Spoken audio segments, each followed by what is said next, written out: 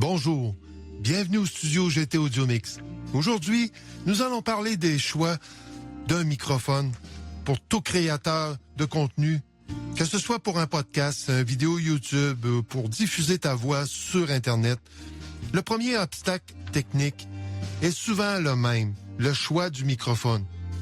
On se trouve rapidement noyé sur une avalanche de micros disponibles sur le marché, avec des spécifications techniques des fois complexes qui peuvent te paralyser même si tu es vraiment motivé.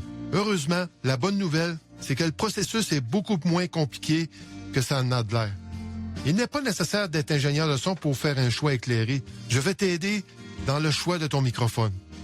Le premier microphone que je conseille, c'est un microphone dynamique USB qui est facile à plugger dans ton ordinateur, pas nécessairement besoin d'aucun équipement. Le microphone est équipé d'un contrôle de volume, un contrôle de gain de ta voix qui va être enregistré dans l'ordinateur et une plug pour pouvoir plugger tes écouteurs directement sur le microphone.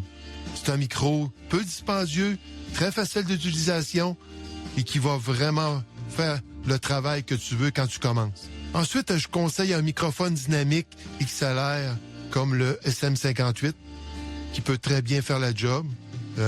C'est un microphone qui est cardioïde, qui capte pas le son qui vient derrière ou qui est dans une salle où ce que acoustiquement parlant est moins traité, qui va vraiment faire la job aussi. Et vous avez aussi un choix après ça professionnel, le choix XLR comme le NT1, que celui-là demande une interface audio pour pouvoir être branché sur votre ordinateur. Il demande une alimentation de 48 volts qui est fournie par l'interface audio. Encore là, vous avez une qualité de son encore plus chaleureux qui donne vraiment, la valeur de votre voix quand vous faites un enregistrement et que vous diffusez votre contenu. C'est pas mal les choix principaux. Il y a aussi un choix où ce qu'on peut faire avec un téléphone, c'est un micro-cravate. Celui-ci est vraiment plus mobile, où ce qu'on peut enregistrer n'importe où avec ton téléphone. Et avec le micro-cravate, vous enregistrez le son sans que le bruit de fond rentre dans votre enregistrement. C'est pas mal les catégories de micros que je vous conseille pour faire vraiment l'enregistrement de votre voix pour diffuser à votre auditoire qui vous écoute. Si vous avez besoin d'autres conseils, ne vous gênez pas. Vous pouvez regarder mon site internet Studio GT Audio Mix, où ce que vous pouvez prendre contact avec moi ou prendre juste un rendez-vous, conseil technique de 15 minutes gratuit. Il me fera plaisir de répondre à toutes questions.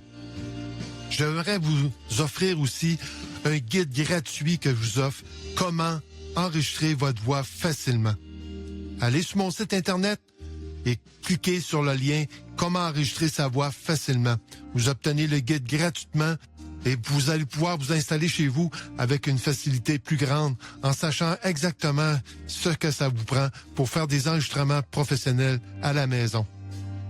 Alors, merci d'avoir écouté mon podcast. À la prochaine podcast, je vais vous parler du placement du micro. Pour optimiser vos enregistrements, il faut que vous vous placiez bien devant votre micro et placez votre micro en conséquence pour pouvoir faire des enregistrements plus professionnels. Merci d'avoir écouté mon podcast. À la prochaine.